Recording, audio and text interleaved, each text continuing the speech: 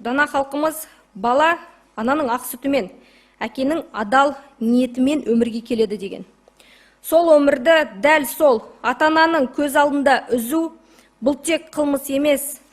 1,5 жылдан 23 жылға дейін Шерзат ісі сотында прокурор айыпталушыларға жаза сұрады. Талдықорғанда Шерзат Болаттың өліміне қатысты сот процесінде жарыссөз қазір көп талқыға түскен тақырыптың бірі.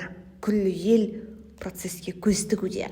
Мемлекеттік айыпталушы соттан жасөспірімнің қазасына байланысты айыпталған 9 адамды қылмыс жасаған үшін айыпты деп соттауды сұрады. Прокурор оларды келесі мерзімге бостандығынан айыруды талап етті. Абзал Шынасыл қылмыстық кодекстің 99 бабының 2 бөлігі адам өлтіру және 293 баптың 3 бөлігі бұзақылық және 24 баптың 3 бөлігі қылмыс жасауға дайындалу және қылмыс жасауға оқталу бойынша 23 жыл. Ысқақ Думан Қайдарұлы кәмелет жасқа толмаған Қазақстан Республикасының қылмыстық кодексінің 434 бабымен кінәлі деп танып, оған осы бап бойынша 1 жыл 6 айға бас бостандығынан айыру жазасын тағайындауды, жазасын кәмелетке толмағандарды ұстауға арналған қылмыстық атқару жүйесінің орташа қауіпсіз мекемелерінде өтеу белгілеуді. Дархан Әскентай 293 баптың 3 бөлігі бұзақылық 7 жыл. Нұрқияс Ильясов 293 баптың 3 бөлігі бұзақылық 9 жыл.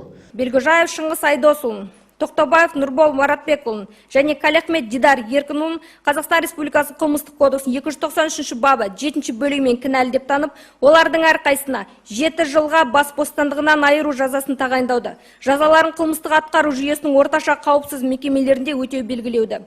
Равиль Сакеев 293 баптың 3 бөлігі бұзақылық және 293 24 баптың 3 бөлігі адам өлтіруге оқталу. Осылайша жалпы жаза 20 жыл. Шыңғыс Белғожаев 293 баптың 3 бөлігі бұзақылық. Оған 7 жыл сұралды. Кәмелетке толмағанды 434 бап ауыр қылмыс жасағанын хабарламау 1,5 жыл. Бұған қоса прокурор Дана Сәрсенбай жәбірленушілердің материалдық және моральдық шығынды өтеу жөніндегі талап арыздарын толық көлемде қанағаттандыруды, қылмыстық іс бойынша Эльмира Нұрбекова және Дана Жақсыгелдінің әрекеттерін тексеріп, оларға құқықтық баға беру үшін жеке қаулы шығаруды сұрады. Бұған дейін жәбірленуші қылмыс оқиғасы болған жерде айыпталушылармен бірге жүрген осы екі куәгерді де қылмыстық іс аясында жасалған қылмыс туралы хабарламау дерегі бойынша жауапқа тартуды сұрап өтініш білдірген еді. Прокуратура Елдаш Урузбакиев, Арлан Қызыкенов есімді куәгерлерге де құқықтық баға беруді сұрады. Дүйсенбі күні сот отырысында прокурор Сәрсенбай бұл істі топ болып адам өлтіру ретінде тергеуді сұраған жәбірленуші тараптың өтінішіне қатысты түсініктеме берді. Оның айтуынша сот медицина сараптамасының қорытындылары мен іс материалдарына сәйкес Шерзат Болат денесіне бір рет кірген пышақ жарақаты салдарынан қансырап қаза болған. Мысалы, Шыңғыс Белғожаев Болаттың басын пышақтың сабымен ұрған, ал сол кезде оны пышақтың ұшымен соғуына да мүмкіндік болыпты. Ильясов аңшы мылтығымен ұрған, мылтық оқтаулы болған, бірақ атпаған.